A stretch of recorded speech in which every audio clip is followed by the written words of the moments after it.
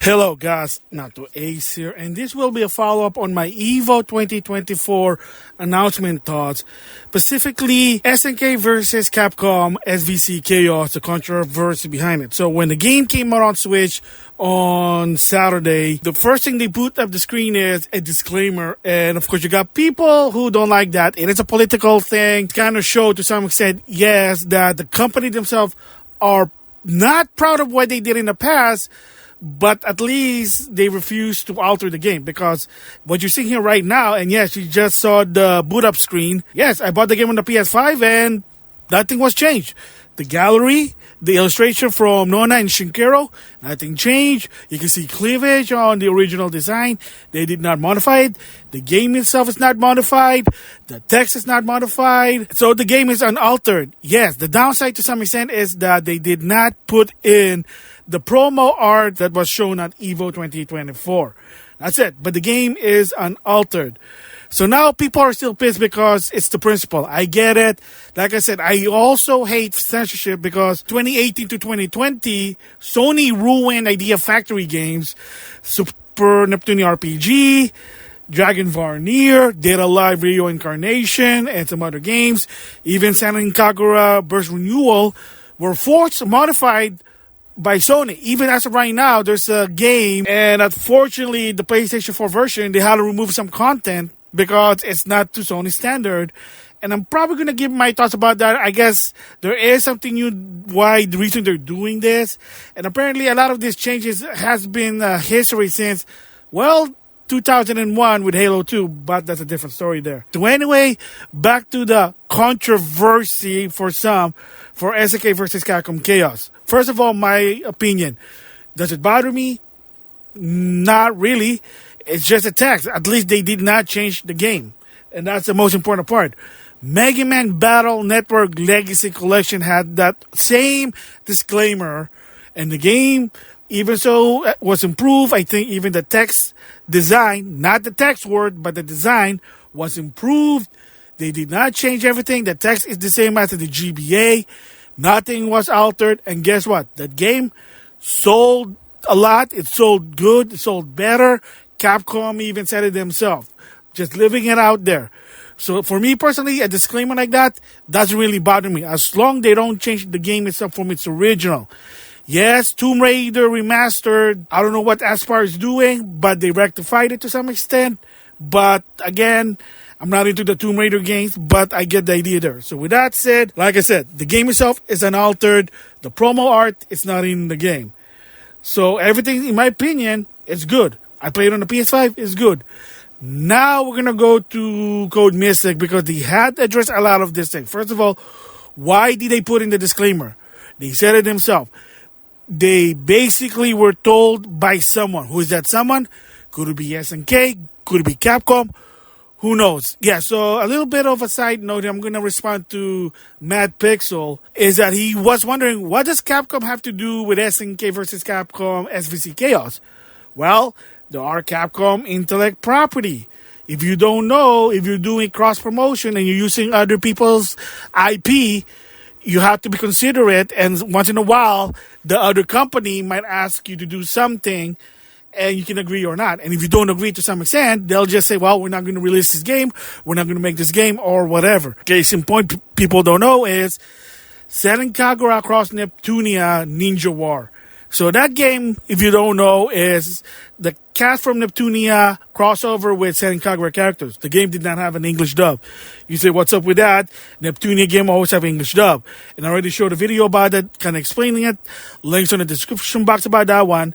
And former IFI community manager Zen Dragoon said that Marvelous requested for Idea Factory Compile Heart to not make the game with English dub, because since Sennen Kagura characters has never been English dub, and again, former XC community manager Tom said, due to legal action, and my guess, again, like I said, something to do at a time with Funimation, gotta use Funimation, union versus non-union, I don't know, and probably Funimation at the time wanted more money. Again, That's the reason why people are saying Capcom. Chances are Capcom might say, yeah, you're using our IP in this game. I know it's an old game in 2003, but still, we don't want you guys ruining the reputation of our IP, so we need you to do this, this, and that. Because, again, if you don't know about Capcom, another side note here, I do apologize to some extent, is if you remember the Capcom League that had Street Fighter 6, Resident Evil Village, and some other game, Monster Hunter, etc., etc., etc., one of the league basically did say that some of the executive in Capcom Japan said maybe it's a good idea to be quote-unquote woke so we can make more money. That's rumored. It was on the leak. So they're trying to be the I factor. So that could be it. So that's why some people said it could be that Capcom requesting SNK to do that. That's the reason. So that's a response to Matt Pixel. So if you're wondering, well, what does Capcom have to do with this? There you go to some extent. So they were told, whoever it is, so no one knows right now. Code Mystic is not even going to say who it is, but they were told to put it in. Now, as for the text, what's the deal with the text and what's with the disclaimer? So the dialogue in some game, and I knew it, I had a feeling that that's something to do with the dialogue because, again, to compensate of the low quality game, you know it is, versus Capcom versus SNK 2, is the interaction between fighters. And some of them are things that you're probably not going to say it in modern time. In 2003, maybe.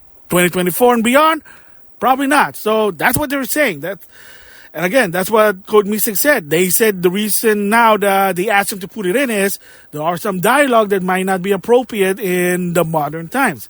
Second, if you don't know the premise for this game, yes, it is fictional. I still believe that fictional things or character does not impact real life society. And if someone thinks it is, please get help. Please fix yourself. Anyway, there are some dialogue. Again, some of them may be questionable. The premise of the game, if you don't know, it takes place in a post-apocalyptic world where some fighter from Capcom and SNK were transported there. And there is some sort of order versus chaos situation in that world. So, first of all, think of it as sort of an isekai in a post-apocalyptic world, and some fighters from Street Fighter and King of Fighter end up going to that world. And you say, what's order and chaos? Well, Athena from, the classic SNK arcade game Athena, she represents order. Red Amar, Firebrand, I don't know what his name is, the guy from Ghouls and Goblin, he represents chaos. And what Matt Pixel said, I'm just going to say here once, there are religious reference, yes. And you say, well, okay, I mean, something that's good, kind of makes sense for the element for the story. Yes. However, in modern times, sadly, it may be, there are people in the community don't like when fictional things, games, book, whatever, uses that type of reference to gaming, to pop culture. That's why. So, again, they're just covering their base. Because why? Like I said it on Twitter. First of all, Red Amor stage. They call it the Demon World. What's another word for that? Heck. That's why. And you can even tell, it's red, it's creepy, it's I don't want to go there. It's it's so dark. Yeah, it's the Demon World. And by the way, yes, Ghost and Goblin has that stage, the Demon World. But again, for the people who don't know about Ghost and Goblin game, they're not into the video game, they might not know that. They might say, why are they showing a Demon World? Why they're showing heck in a video game? Again, they're just covering the base. At the same time, Athena's world is the celestial world, or in the game itself, according to the gallery, the holy world. So already that word there, that keyword, holy. Yes, holy can be anything. Holy fireball, holy beam, holy magic missile. Holy basically is another word for light. But again, for people who are not into the video game, they don't understand the use of the word holy. They might say, why are you using that? That's only used for going to church. Again, do apologize a bit if I'm being political, but like I said, this game has that reference. Again, the holy world. And not only that, Athena has a master, and it's the high one, the big man, you name it, you know what I'm talking about. And again, I'm going back to here. Let me repeat myself. For people who don't know, who are in the community, might not understand why that person there, why do they do this, why they kind of interpret this holy one, they might not like it. Again, the disclaimer is to cover their asses. That's why. Right there. Yes, the game itself, the premise, it's dark. Post-apocalyptic world, demon world, holy world, light and dark. Again, for me, it's an interesting concept for a fighting game. It's something different. But for people that are not in tune and saw this, they might say, oh, shoot, what is this? I don't like it. And again, Code Mystic said it themselves. The game is unaltered, and yeah, I can tell you. And it's unaltered. It's the same as the rig version. So, for me personally, I'd rather have that disclaimer than altering the game. So, people might say, well, I want my kicking 82. Yeah, fair enough for this one. It's a business. It's their decision. And a lot of people say, make your own game, make your own rule, and there you go. They're just following rule. Code Mystic has nothing to do with all this disclaimer and stuff. So they basically said they were told to put in the disclaimer, and the disclaimer is, I knew it, I guessed it right, is that reference and some of the dialogue. Now, the last part here that a lot of people did eerie, and I'm like, it's just a trailer to something. I know the principle sucks, but again, I knew it that it was going to be a regulation issue. So for people who don't know, ever since 2019, trailers now on social media are now rated. And they rate it, and the rules, the standards are a bit different than the game itself because it's easy access, anybody can see it. And that's why sometimes the rule there is different than the game itself. So the thing that Code Mystic said was the keyword H-gate. So what does that mean? Well, there's a reason why the game has a rating board. So a parent can see that, say, oh, this game's M-rated, it's not for my kid. Then they have control because you can't see what it is until you boot up the game. Problem, something they're saying now that the design that you can see it on a box art or in a digital storefronts are a bit different. Why? Because people can see it, even kids, without an age gate. There's a reason why, to some extent, box art even have to be modified. An example I can tell you, and I showed this on Twitter, is Neptunia Reverse. They show the cover, they're all covered up, and people said, what the heck? You know, I'm like, okay, I mean, that's weird. However, they rectified it by doing a reversible cover. That's the original version based on the Japanese. Why is that? So in order to display it in store. Well, why can't they do that with just the regular art from Japan? They're not allowed to. It's regulation. Standard and practices won't allow them because the concern is from parents is kid might see it. Another example for people who don't know is that Galgan Return for a while, believe it or not, was actually sold on retail, but and then after a while they stopped restocking them and you can only buy them online. And somebody from GameStop admitted, they said that they had to put away the game because there were concerned parents. Even so, I think the design was toned down, but there were concerned parents that said, yeah, it looks like some sort of inappropriate for kids to look at. Even so, the game is, well, the game's M-rated. But again, like I said, cover art because anybody can see it. The content inside is age-gate because you have to buy the game. Again. So that's the reason why in the West, the art was censored. Probably regulation because, well, what's the rating for? Well, it's T. Well, kids also see it because, again, it's on YouTube. So they'll tone it down. Say, well, why not just leave it as in the Japanese? Well, in the case of YouTube, maybe it might be age restricted. You're going to have those concerned parents might report, oh, this picture is inappropriate for teens, even so it's okay in Japan. But again, one of the rules here, this always been an old rule, and you got to give credit to Adam Sessler, I know, is that what's good in Japan does not always be good in the West. Cultural differences regional differences. Remember, Nintendo in the past, they were very safe. One of the rules is that they can't have any political reference in their game. They have to be modified. And some of the games also, even so it's T rating, whatever, remember, there was no age limit. So they were concerned about some of the games that's not appropriate for kid. Night Trap, remember, the game first came out, had no rating. And concerned parents said, put it away. My kid can get this game, and I don't want my kid playing it because there was no ESRB at the time yet. Again. So the reason why in the West the art was censored, it's a regulation. I knew there was something like that. Persona 3 Reload did that. There was an Althea Rising game, they did that.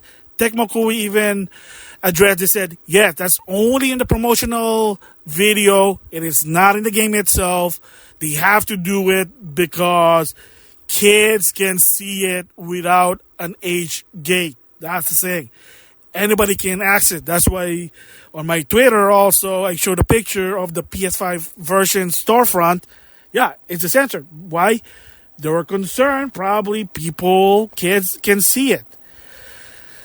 Say, well, I want that art in the game. Yeah, maybe Code Mystic can do it in the long run. They're looking into it right now because from what I understand, what happened is they probably were just doing to some extent the bare minimum because they got to make sure the game sells. So if you want this game to improve in the long run, quality of life, let Code Mystic know. I mean, one of the problems is limited continue. Apparently that's an AES thing. Apparently that's what they were using rather than the NVS. For me personally, I want the PS2 version because better graphics. We'll just have to wait and see. And again, no survival mode. The PS2 version there is. Probably the biggest one here is online and arcade mode. But I know some of their older games, the Last Blade has like time attack mode and like that. So you just have to wait and see. Maybe they'll add that. And maybe they'll add more in the gallery. Just saying there. But right now, it's $20. I mean, the old, like King of Fighter 98 Ultimate Match and King of Fighter 2002 Unlimited Match was $20 at launch. And then within months, it went down in price. Just saying there. So I wouldn't be surprised if this game within 6 to a year is going to have a price drop or a sale. But for me, the reason I bought it at full price, I want to support SNK. I want them to make more Capcom versus SNK or whatever. And like I said before on the previous video, that Ben Herman, Kawasaki, Playmore ruined the SNK PlayStation fan in 2005 due to price issue. That's really the reason. Some people said, oh, it's legality or they're not allowed to. No, it's to some extent, it's already been confirmed to some extent that they know, PlayStation know that the audience will not pay a full price for a 2D game at 2005. So that's the reason why Kawasaki was trying to prove them wrong. Didn't really work. That's why in 2007, they were selling the PS2 SNK game for $15. Since at the time it was backwards compatible with the PS3. Now they're considered a download game, a smaller game, a PSN Xbox game. You know what I mean? So that's why, again, they might improve it. They might add in the new art in the game. But there you go. So I do apologize if I'm rambling for 20 minutes. But it is a lot of important stuff that what Code Mystic addressed. So for me, my thoughts, the disclaimer, not a big deal for me. I had a feeling it was because of the reference in the game and the dialogue. As for the art on YouTube or on social media, that's just a promotional video. They have to be regulated. Like it, hate it, go blame the government. I don't know. So, like I said, that art's not even in the game. Just saying there. So, for me personally, I'm okay. What's the situation? The disclaimer does not bother me. Yeah, if they're not proud of what they did in the past, that's their call. I don't know why, but they probably have their reason. I'm not going to touch it. It's none of my damn business about it. So there you go. Yeah, censorship sucks. I'm with you with that one. The political crap, it sucks. But the way I see it here to some extent, and even Mad Pixel saying is, SNK probably just want to cover their ass. So if someone complains, oh, this game is appropriate for teenagers. Okay, disclaimer. Don't get the game. There's a disclaimer. And you can skip it. That's what they said. Oh, well, have an option to not put it in there via option. Okay, well, go tell Code Mystic. Tell them that. So there you go. The follow-up on the Code Mystic, the situation. Can't blame Code Mystic about it. Whoever made the decision, SNK, Capcom, go write a letter. It is what it is. Yeah, to some extent, it is tiring. It is starting to get irritating. It is what it is. Again, I don't know what to say anymore. Anyway, with that, I'll see you guys later.